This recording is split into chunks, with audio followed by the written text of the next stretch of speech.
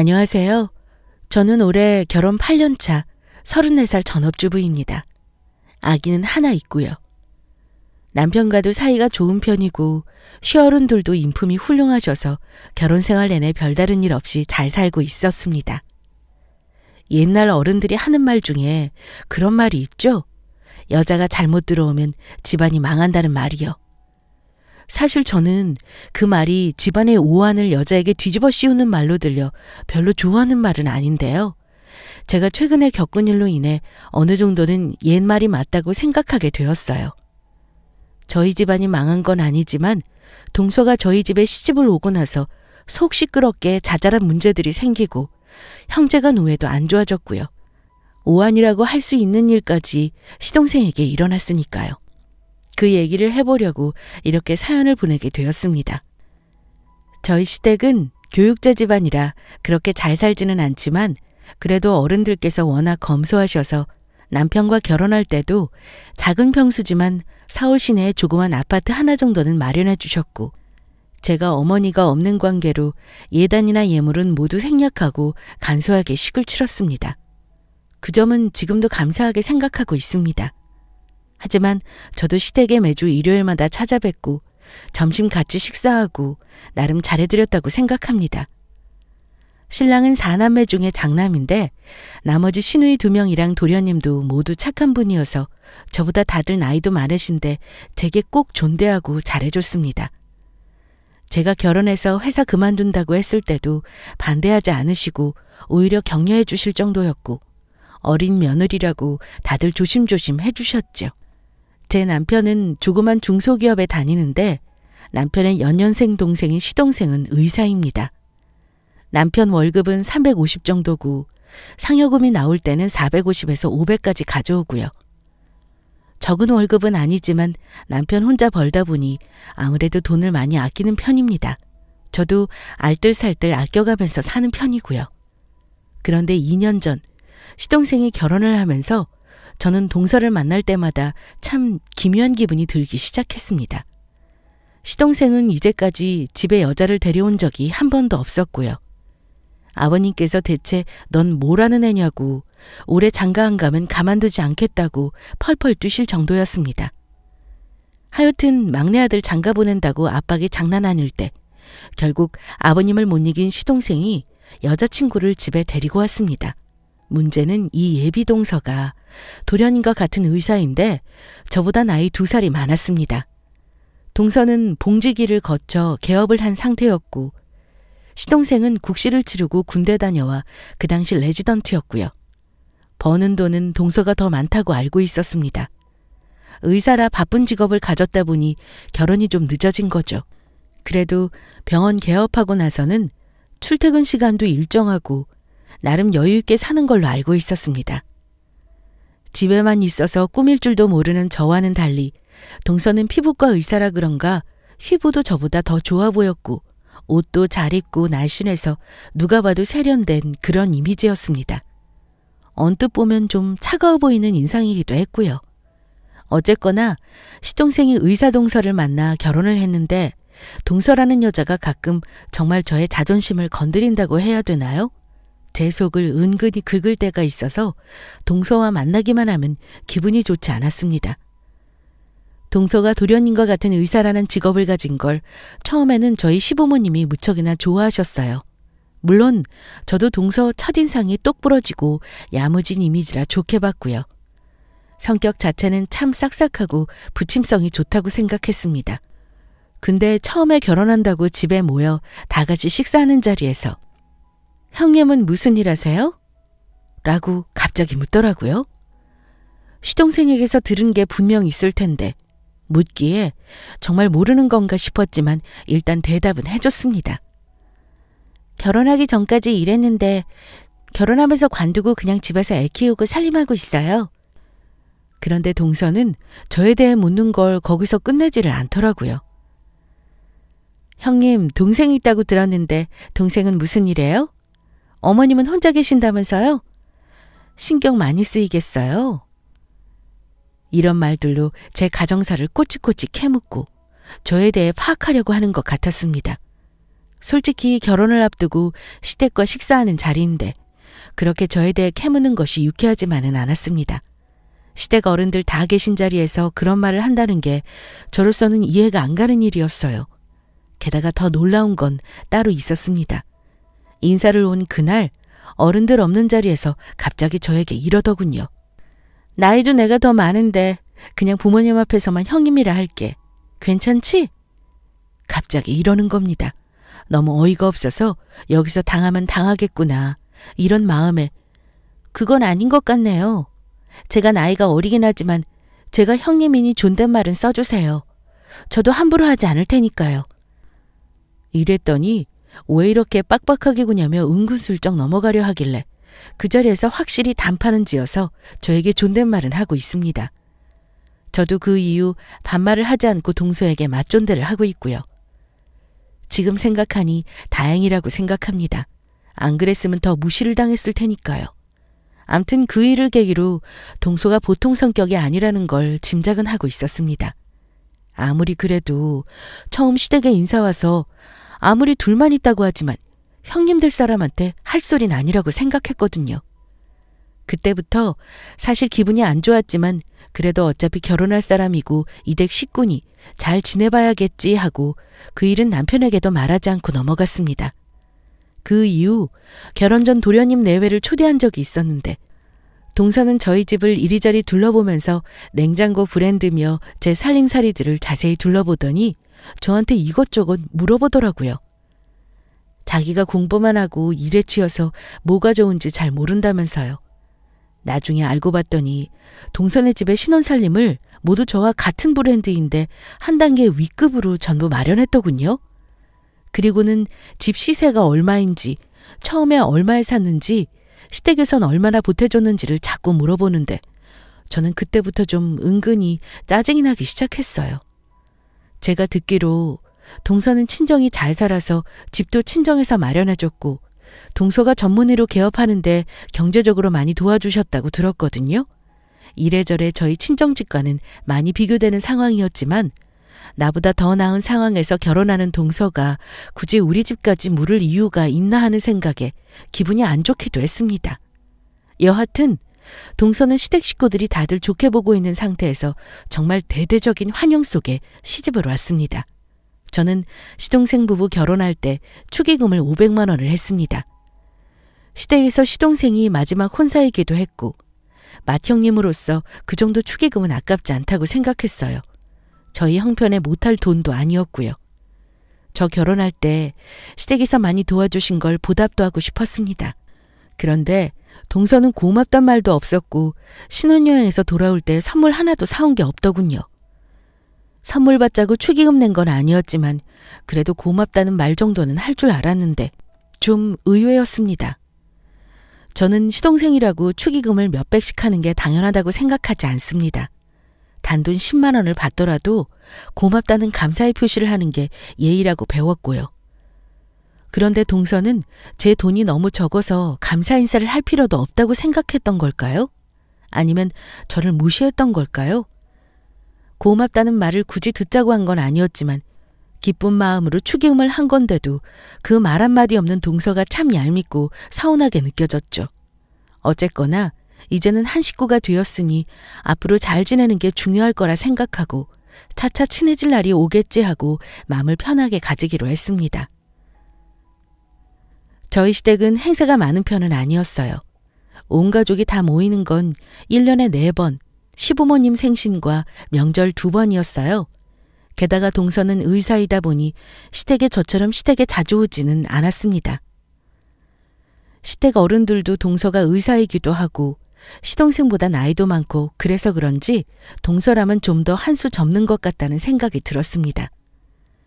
동서는 좋게 말해서 부유하게 자라서 그런지 구김살이 없긴 하지만 공부를 잘한 거랑은 달리 나이가 저보다 많은데도 철도 별로 없고 살림도 잘하지는 못하는 것 같았어요. 과일도 부들부들 떨면서 깎더라고요. 저는 결혼해서 전업주부로 있었기 때문에 당연히 살림을 잘했고 시댁에 오면 눈치껏 일도 찾아서 하는 편입니다.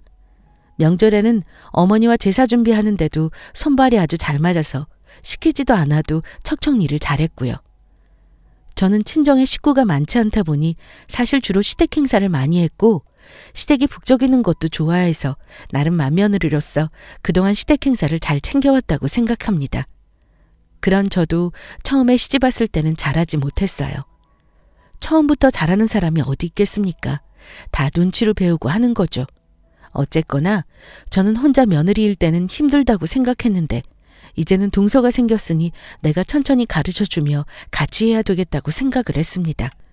사실 저는 시부모님 댁을 동서보다는 자주 가는 편이었어요. 아기를 너무 예뻐해 주시기도 했고 어머님도 잘해 주시고 아기도 할머니 할아버지를 너무 좋아했거든요. 그런데 이상하게 동서는 제 이런 점이 뭔가 마음에 안 들었던 걸까요? 어느 날 시댁에서 이렇게 말하더라고요. 형님은 밖에서 일을 해도 사회생활 잘하실 것 같아요. 이렇게 어머니께 잘하는 걸 보니까 나가서도 직장 상사한테 엄청 잘할 스타일이네요. 동서 그게 무슨 말이야. 그냥 나는 일도 안 하고 그러니 주말에 시간 있을 때 애기라도 보여드리려고 오는 거지. 동서는 바쁜 거 내가 잘 아니까 내가 자주 오는 거에 대해 부담 가질 필요 없어요. 그냥 시간 될 때나 아님 가족 행사 때만 와도 뭐라 그럴 사람 없는 거 알잖아요. 하고 말해줬죠. 근데 가만히 생각하니 그 말이 저를 좀 비꼬는 것처럼 느껴지더라고요. 아니 뭐 제가 시댁에 자주 와서 며느리 도리한다고 동서에게 유세 떠는 것도 아니고 그저 제가 편해서 오는 건데 그게 동서 눈치까지 볼 일은 아니잖아요. 그럼 자기도 오던지. 항상 바쁘다고 안 오는 사람이 저한테 비꼬는 식으로 말하니 기분이 나빴습니다. 그런데 그런 말을 다른 사람이 있을 때는 안 하고 꼭 저랑 둘이 있을 때만 하더군요. 그래도 여차저차 저보다 나이도 많고 일도 바쁜 동선이 참았습니다. 그러다가 제가 마음이 정말 상하는 일이 생겼습니다. 도련님 내외가 결혼한 후 처음 어머니 생신을 맞았을 때였는데요. 집에서 하기에는 다들 바쁜 일이 겹쳐서 식구들끼리 밖에서 식사를 하기로 했습니다. 동서네가 결혼해서 첫 시댁 행사였기에 온 가족이 자리에 모였고요. 사남매인 시댁 식구들이 전부 모이니 오래간만에 잔치 분위기가 나더군요. 자식들이 어머니께 생신 선물을 모두 드렸는데 사실 제일 좋은 선물이 현금이잖아요. 저희도 나름 형편에 맞게 현금을 준비했지만 외벌이인 데다 아이까지 있다 보니 사실 많이는 못 드리는 게 사실이에요. 그렇지만 용돈 받는 금액 가지고 차별하거나 싫어하는 티를 내실 부모님들이 아니었기에 편한 마음으로 어머님께 선물을 드렸습니다. 어머님, 생신 축하드립니다. 많이는 못 넣었지만 어머님 친구분들하고 맛있는 식사 함께 하셔요. 아이고, 그래 고맙다. 다들 얼굴 보기도 힘든데 오랜만에 같이 모이니 참 좋구나. 어머님, 생신 축하드려요. 이거 제가 드리는 선물입니다. 어머님, 아버님 그동안 제대로 된 건강검진도 못 받으셨다고 들었어요. 건강검진 예약해뒀으니 두 분 다 이번 기회에 받아보세요. 그래 고맙다. 내가 며느리 복이 참 많네. 둘 다 정말 고맙고 아주 귀하게 잘 쓰마. 동서가 어머니께 내민 현금 봉투에 저는 할 말을 잃었습니다. 두 내외분께 현금으로 100만 원씩 한 것도 모자라 종합병원 건강검진권까지 선물을 드리더라고요. 그냥 좋은 마음으로 드리면 될 것을 여태까지 건강검진도 못 받아보셨냐는 말을 덧붙이는 동서의 말에 맏며느리인 제가 괜스레 얼굴이 뜨거워지더군요. 어머니는 좋아하시면서도 행여 큰며느리인 위신이 안 설까봐 저를 배려하시면서 말씀으로 해주시는 게 다 느껴졌습니다. 그리고 식사를 하는데 동서가 식당 메뉴를 보면서 그러더라고요. 제가 양념된 고기를 잘 못 먹어서요. 따로 좀 시켜도 될까요? 그러더니 꽃등심이며 육회며 살치살이며 엄청 시켜서 고깃값이 저희 집 한 달 외식비만큼 나올 것 같더라고요. 먹지 말라고 눈치를 줄 수도 없는 상황이라 그냥 있었는데 옆에서 남편은 속도 없는지 넙죽넙죽 같이 먹는데 그때만큼은 정말 남편에게도 짜증이 나더군요. 식사를 마치고 계산을 할 때가 왔습니다.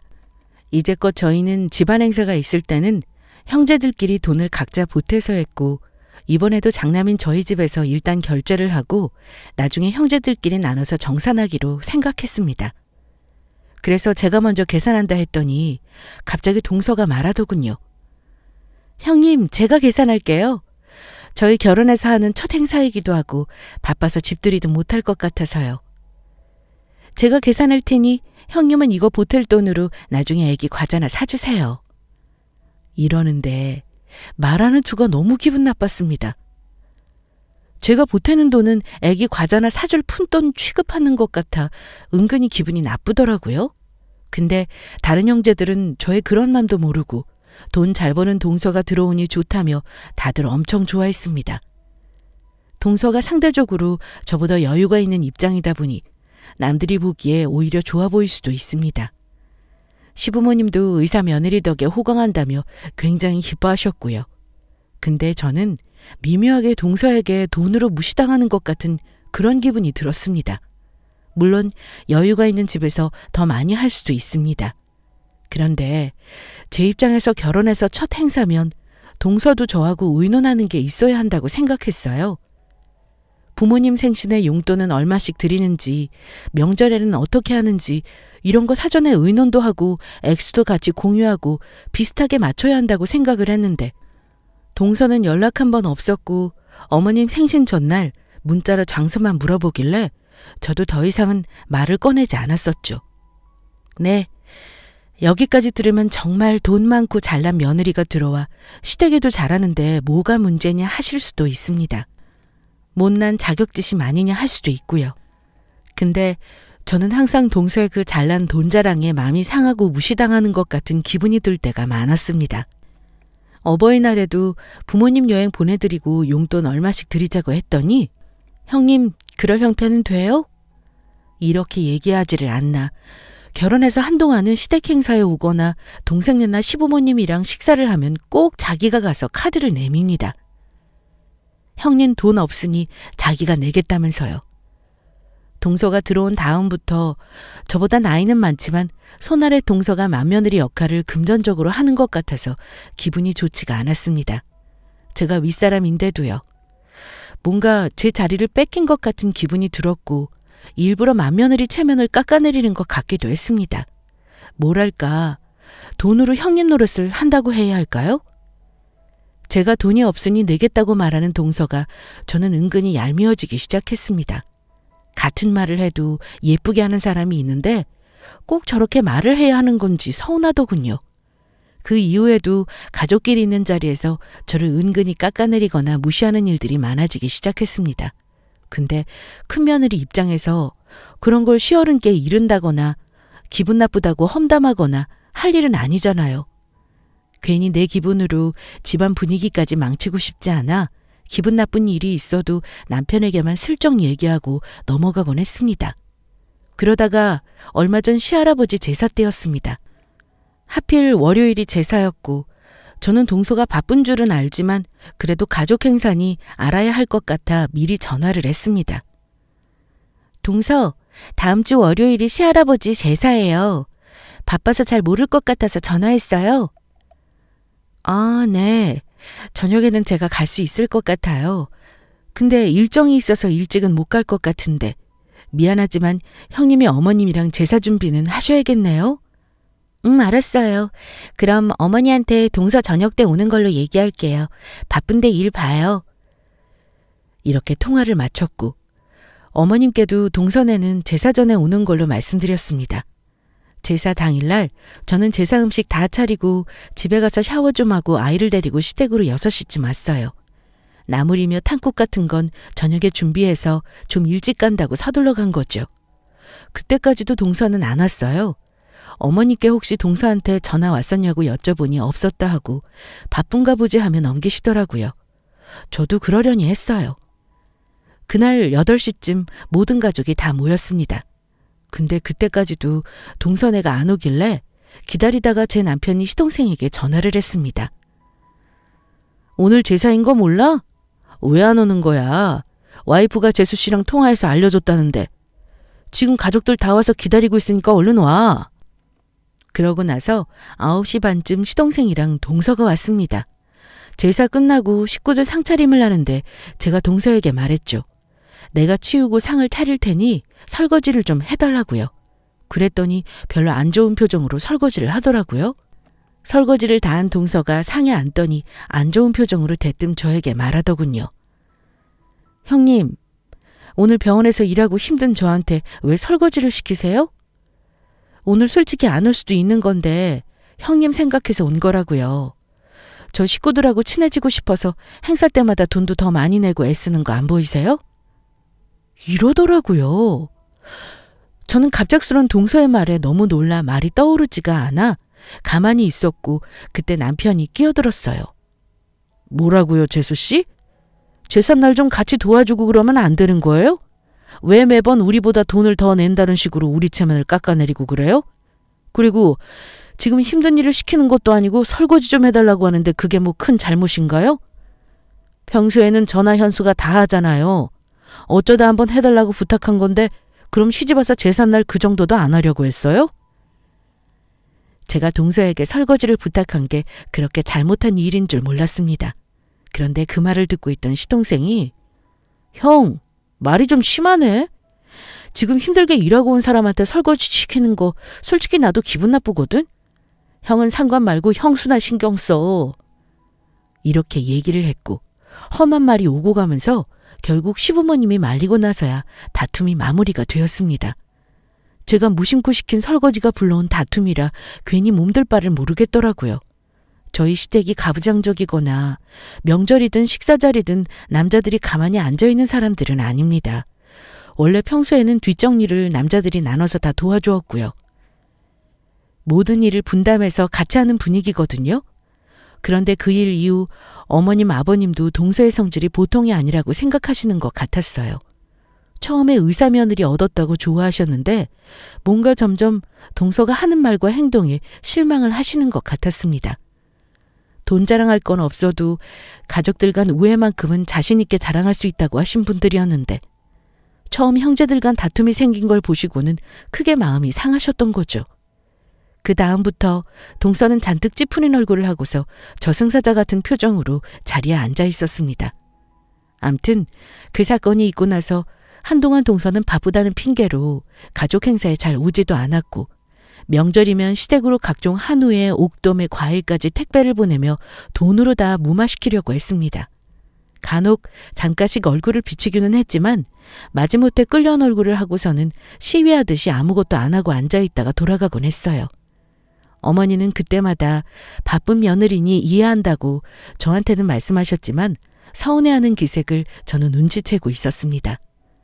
남이면 안 보고 살 수 있지만 시동생네가 이혼하지 않는 한 누군가가 죽을 때까지 봐야 하니 어쩌면 좋을지 참 마음이 불편했습니다. 그때 일이 계기가 되었던 건지 동서는 남편의 형제들과도 사이가 좋지 않았습니다. 그런데도 착한 시동생은 자기가 와이프랑 이혼하는 것보다 그래도 같이 사는 게 낫다고 하며 오히려 우리 보고 좀 잘 챙겨달라고 얘기하기도 했습니다. 동서는 결혼해서 맞이한 첫 추석에도 오지 않고 시동생만 혼자 보냈더군요. 혼자 온 시동생도 표정이 썩 밝지는 않았습니다. 어머님은 동서가 많이 바쁜지 어찌 지내고 있는지 궁금해하시며 이것저것 물으셨지만 시동생은 그냥 잘 지낸다 말 외에는 별다른 말 없이 밥만 먹고 갔습니다. 동서는 병원이 점점 잘 되고 바빠져서 페이닥터까지 하나 뽑아 병원을 운영하고 있다고 했고요. 저도 뭐 시동생이 부인도 없이 혼자 와서 볼 면목이 없고 미안해서 그런가 보다 하고 더 이상 물어보지도 않았습니다. 아버님 생신 때도 동서는 찾아오지 않았고 어머님께 전화만 한 통 드린 것 같았습니다. 갈비며 과일이며 동서가 보낸 음식이 시댁에 가득 쌓여 있었죠. 이번에도 이렇게 넘어가는구나 생각하고 어머님한테 얘기해볼까 했지만 어머니 표정이 그날따라 어두워 보여 그냥 넘어갔습니다. 시동생만 혼자 와서 저러고 있는데 저도 보기가 좀 그렇더라고요. 동서도 자기 남편이 혼자 저러고 시댁으로 오는데 마음이 편할까 하고 생각만 했습니다. 그렇게 시간이 지나고 설날이 되었는데 정말 큰 사건이 일어나고 말았어요. 사실 솔직히 동서가 와서 같이 명절 준비하는 건 기대도 안 했어요. 다만 저번처럼 형제간에 다투는 일 없이 조용하게 명절을 보내고 싶었죠. 그런데 설 전날 시댁을 갔더니 웬일로 동서가 일찍 와 있더라고요. 동서 일찍 왔네요. 잘 지냈어요? 했더니 소파에 폰 보면서 저한테 네 하더라고요. 그리고선 혼잣말하듯이 혼자 일 다 하는 것처럼 하더니 왜 지금 왔대? 하더라고요. 그래서 제가 뭐라고요? 했더니 형님한테 한 말 아니에요 하면서 웃는데 다른 시댁 식구들은 못 들었지만 전 바로 앞에 있어서 들었거든요. 정말 기분 상했지만 시부모님도 계시고 아이 생각해서 못 들은 걸로 치자 했어요. 동서는 시댁에 있으면서도 일을 하지도 않았습니다. 오히려 어머님이 제 눈치를 보실 정도였어요.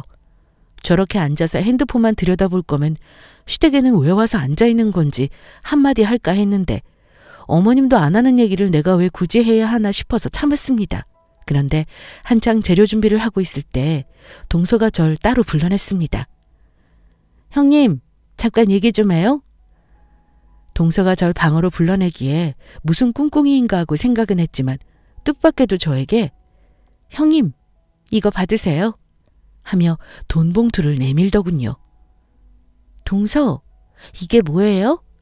하고 열어보니 돈 100만 원은 되어 보이게 5만 원짜리 지폐가 들어있었습니다. 이 돈을 왜 주는 거예요, 동서?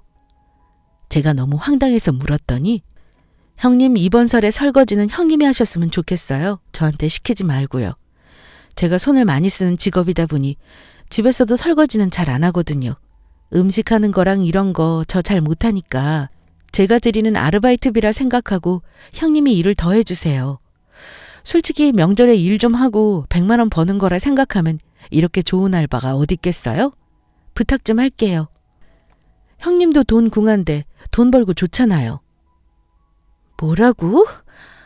정말 기분 나쁘네, 동서. 내가 그동안 손아래 동서지만 나보다 나이도 많은 거 생각해서 꼬박꼬박 존대해주고 시댁 행사고 뭐고 일 있을 때마다 잘 오지도 않고 해도 바빠서 그러려니 하고 넘어갔는데 아르바이트비라고? 나 진짜 기분 나쁘네, 동서. 그래서 이 알량한 돈 나한테 주면서 아예 맘 편히 일도 안 하고 그냥 있겠다는 거야? 내가 언제 동서 오면 일 시키고 괴롭힌 적 있어? 매번 돈 봉투만 하면 그냥 넘길 수 있다고 생각하나 본데 결혼을 했으면 며느리는 어쩔 수 없이 해야 하는 역할이 있어. 좋든 싫든 그건 누군가가 할 수밖에 없는 일이고 동서가 피치 못할 사정으로 함께할 수 없으면 적어도 고생한다는 말 정도는 하는 게 사람에 대한 기본 도의야. 알겠어? 돈이 궁하니 이 돈 받고 자기 일까지 하라는 말을 들은 저는 너무 화가 나서 존대고 뭐고 집어치우고 반말로 그동안 쌓인 말을 퍼부었습니다. 그런데 동서는 저의 그 말을 듣고는 사람 생각과 상황이 다 다른데 왜 자기에게 강요하냐며 형님은 뭐가 그리 매일 얹었냐면서 비아냥거리기까지 하더라고요. 성질머리 못된 건 알고 있었지만 경우까지 없는 동서였네요. 자존심이 너무 상한 나머지 저는 동서 얘기는 더 듣지도 않고 나와버렸고 화가 나서 상기된 제 표정을 본 어머니가 무슨 일이냐고 물으셨습니다. 어머님이 물으시는 말에 그만 저는 우라가 치밀어 울음을 터뜨렸어요. 어머니, 동서가 자기는 일을 못하니 아르바이트 한자 생각하고 일 좀 더 해달라고 저한테 돈 봉투를 주네요. 정말 자존심이 상해서 동서랑 지금 다퉜어요. 돈이면 다 되는 줄 아나 본데 제가 사실 그동안 동서한테 좀 자존심 상하는 일이 몇 번 있었거든요. 어머니, 근데 오늘은 못 참겠네요. 죄송합니다. 명절날 시끄러운 소리 내서. 제 말을 가만히 다 듣고 나신 어머니가 동서가 앉아있는 거실로 가시길래 저는 잘 타이를 신어나 보다 했습니다. 그런데 제 눈으로 보고도 못 믿을 일이 일어났습니다. 거실로 가신 어머니가 갑자기 동서한테 소리를 지르시는 거예요. 얘 새아가, 너 좀 전에 네 형님한테 돈 주면서 이 일 더 하라 그랬니? 넌 일 못하겠다고? 내가 언제 너한테 이거 해라 저거 해라 시킨 적 있니? 너 오면 이제껏 먹을 것 밥상에 차려주고 반찬 들려보낸 적은 있어도 너 부려먹은 적은 없는데 내 말이 틀리니? 어머니, 왜 어머니가 화를 내시는지 저는 이해가 안 가네요. 네, 저 아까 형님한테 돈 드리면서 얘기했어요. 제가 손 쓰는 일 많이 하니 설거지 같은 일 못하겠고 형님이 좀 도와달라고요. 저 그냥 아무 말 안 하고 시댁에 오기 싫으면 안 올 수도 있어요. 근데 형님 일하시는 거 보답하는 의미로 돈 봉투 좀 드리고 제가 할 일 조금 더 해달라고 한 게 뭐 그리 잘못한 거라고 그러세요? 이렇게 말을 하는데 동서의 태도가 너무 건방졌습니다. 다리를 꼬은 채 소파에 앉아 한 손에는 핸드폰을 들고 어머니께 저렇게 말대꾸하는 거였어요. 어머니는 동서의 그런 태도에 더 화가 나신 듯 했고요. 너 이 시어미 말이 이해가 안 가니? 너는 결혼해서 이제까지 바쁘다는 핑계로 집안일이 있을 때마다 전부 네 형님한테 밀어놓고 그 잘난 돈 보내고 갈비 좀 보내면 다라고 생각했나 본데 그까짓 거 내가 원하는 거 아니다. 이제 그런 거 하지도 말아라. 알겠니? 네, 알겠어요, 어머니. 저도 안 하면 좋죠. 그렇게 말씀하셨으니 저도 이제 앞으로는 오지도 않고 돈이고 뭐고 보내지도 않을 테니 그렇게 하세요. 라고 하며 가방을 주섬주섬 챙기더라고요. 그때 갑자기 어머니가 동서의 가방을 확 낚아채시면서 바닥으로 던지셨습니다. 저도 그렇게 화가 난 어머니 모습은 결혼해서 처음 본 거라 많이 당황스럽더라고요. 동서가 어머니한테 왜 던지냐며 지지 않고 소리치는데 와, 정말 저런 성질을 어떻게 이제까지 감추고 살았는지 잠깐 놀랐습니다. 내가 이제까지 너 지켜보면서 아니다 싶은 게 있어도 말 안 한 게 네가 무서워서 그런 줄 아니? 명절이고 뭐고 올해는 아무것도 안 할 테니 너도 당장 나가라. 듣던 중 반가운 소리네. 이 거지 같은 집구석 나도 2번 다신 안 올라니까. 동서가 이렇게 말하며 시어머니 앞을 지나치는데 어머니가 그 소리를 듣고 갑자기 지나가는 동서 머리채까지 뒤에서 잡으시더니 현관으로 끌고 가셨습니다. 하! 뭐야 이 미친 노인네가. 노망이 났나. 어딜 잡아? 뭐가 어쩌고 어째? 거지 같은 집구석이라니. 너 그게 시어머니 앞에서 할 소리니? 너 당장 나가서 다신 이 집에 발도 들일 생각하지 마라. 예, 큰아가. 부엌에 가서 소금단지 좀 가져와라. 저는 당황했지만 일단 소금단지를 가지러 갔고 어머니는 동서의 머리채를 잡은 채로 현관밖까지 동서를 끌고 나가시더군요. 동서는 신발도 안 신은 채였습니다. 어머니는 동서를 대문 밖으로 집어던지듯이 내쫓으셨고 신발과 가방을 던져주시더니 제가 들고 있는 소금단지를 받아들고 동서에게 소금까지 뿌렸습니다. 이 재수없는 것. 내가 모른 척 해줬더니 가족간의 우애 다 갈라놓고 남편까지 속이면서 집을 풍비박산을 내려고 해? 차라리 잘 됐네요. 가뜩이나 매번 바쁜 사람 오라가라 하는 거 저도 정말 싫었거든요. 저 다시는 안 올 테니 그렇게 아세요. 동서는 씩씩거리며 시댁을 나갔습니다. 사실 저는 어머니의 행동이 통쾌하기도 했지만 뭔가 의아하기도 했습니다. 그동안 어머님도 제가 동서에게 은근 무시당하고 자존심 상해하는 걸 모르시진 않으셨거든요. 그래도 어머님이 끼어들면 형님 동서 사이가 더 안 좋아질 수 있으니 알면서도 모른 척하고 계신다는 걸 저도 알고 있었고요. 암튼 눈으로 보고도 못 믿을 시모와 며느리 간의 막장 같은 싸움을 제 눈으로 보고 나니 뭐랄까 그동안 동서에게 은근히 무시당했던 걸 어머님이 갚아주신 것 같아 속 시원하기도 했지만 어머님이 꼭 그렇게까지 하셨어야 했나 너무 심하신 게 아닌가라는 생각이 들기도 하고 머릿속이 복잡해지더라고요. 그렇게 어머님과 동서가 크게 다투고 저희 집안은 난리가 났습니다. 동서 성질이 보통이 아닌데 머리채까지 잡혔으니 시댁에 안 오는 것만으로 끝나진 않을 것 같다는 생각이 들었죠. 동서가 어떤 방법으로든 안갚음을 할 거란 생각에 너무 걱정이 된 저는 집에 돌아와 낮에 있었던 일을 남편에게 말했습니다. 남편 역시 깜짝 놀라며 저한테 자세히 이것저것 물어보더라고요. 어머님이 그렇게 화내시는 거 나 솔직히 처음 봤어. 그동안 나한테든 누구한테든 절대 큰 소리 한 번 내신 적 없었는데 어머님이 오늘 엄청 화내시더라고. 나한테 동서가 아르바이트 하는 셈 치라고 돈 주고 일 시키는 거 보고 어머님 진짜 화나셨나 봐. 나도 오늘은 동서 때문에 너무 자존심 상하고 괘씸해서 큰소리 좀 쳤는데 나보다 어머니가 더 화를 내시니까 더 이상 내가 화를 못 내겠더라. 그런데 남편이 혀를 끌끌 차며 저한테 하는 얘기를 듣고 저는 더 놀라고 말았습니다. 어머니가 그렇게 하신 게 아마 당신 때문만은 아닐 거야. 당신 알고 있다는 거 어머니한텐 당분간 모르는 척 해야 해? 사실 재수 씨가 요즘 남자랑 바람이 난 것 같다더라. 얼마 전에 현수가 나한테 말하더라고. 술 한잔 마시자고 전화가 왔길래 만났는데 저번에 식구들 있는 데서 다툰 거 미안하다면서 당신한테도 미안하다고 전해달라 했어. 자세히 얘기해달라는 제 성화에 남편에게 들은 얘기는 놀라웠습니다. 재수 씨 병원에 말이야. 얼마 전에 들어왔다는 페이닥터가 원래 같은 학교 다니던 동기놈인가 봐. 근데 이것들이 같은 병원에서 일하다가 눈이 맞은 건지 바람이 난 건지 낌새가 이상한 걸 동생이 눈치를 챈 거지.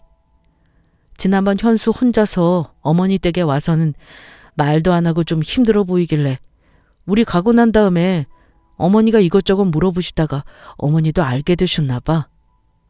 세상에, 난 상상도 못했어, 여보. 성질 못된 건 알았지만 혼자 고결한 척 다 하던 사람이 바람까지 피울 줄은 몰랐네, 정말. 시동생은 다 알면서도 모른 척 살아야 하는지 고민하고 고민하다 증거를 잡을 때까지 벼르고 있었던 것 같더라고요. 저는 그제야 어머니가 왜 동서 머리채까지 잡아서 집에서 내쫓았는지 이해가 갔습니다. 소금까지 뿌려서 마무리하신 것도요. 어머님은 동서를 다시는 안 보실 생각으로 그렇게 하신 거였죠. 다 아는 상태에서 동서를 보는 그 마음이 어떠셨을지 감히 짐작도 할 수 없네요. 그 일이 있고 나서 시동생은 한동안 본가에 오지 않더라고요. 남편에게 들은 얘기로는 이혼하기로 했는데 재산 분할 문제가 해결되지 않아 합의가 잘 안 되고 있다고 들었고 열받은 시동생이 상간남 소송까지 하며 일이 커진 것 같다고 들었습니다. 여자도 많이 못 만나보고 결혼한 거였고 결혼해서는 동서를 공주 대접해주길래 둘이 죽고 못 사는 부부인가 했는데 저도 이런 결말은 상상도 못한 거였죠. 결국 시동생네는 이혼을 했습니다. 다행히 동서의 외도 사실에 대한 증거가 명확해서 위자료도 받을 수 있었고요. 평화로웠던 저희 시댁에서 동서가 시집 오고 나서부터 일어난 이런 다툼과 우환으로 인해 예전처럼 식구들이 같이 모이는 일도 줄어들게 되었고 한동안은 이혼한 시동생을 어떻게 대해야 할지 위로의 말을 어찌 건네야 할지 어렵기도 하고 참 마음이 안 좋았습니다. 동선의 병원도 문을 닫았다고 전해 들었습니다. 맘카페에 그 병원 의사들이 불륜이라는 소문이 파다하게 퍼지는 바람에 더는 그 자리에서 영업을 할 수 없었다고 하더군요. 뭐 그래도 의사이니 어딘가에서 잘 먹고 살고 있을 거라 생각합니다. 솔직히 더 이상은 소식을 듣고 싶은 생각도 없었고요. 시부모님들께서도 아들의 이혼이 어찌 충격이 아니셨겠습니까? 자식들만 보면 그저 너희만 잘 살면 된다고 바쁘면 오지 말라 하시는 일이 더 많았고 어쩌다 본가에 와도 이것저것 챙겨주시던 좋은 분들이었으니까요. 맏며느리인 제게 자세히 얘기는 하지 않았지만 아마도 속이 많이 상하셨을 겁니다. 지금은 시동생이 이혼한 지도 벌써 5개월이나 지났네요. 자주 보지는 못하지만 시동생도 일만 하면서 열심히 살고 있는 것 같더라고요. 상처가 회복되려면 시간이 더 걸리겠죠? 하지만 시동생도 아픔을 딛고 저 좋은 반려자를 만날 수 있을 거라 생각합니다. 제 사연 재밌게 들으셨나요? 저처럼 동서지간 갈등이 있으신 분들도 많을 거라 생각하는데요. 모쪼록 현명하게 해결하시기를 바라봅니다. 긴 사연 들어주셔서 감사합니다.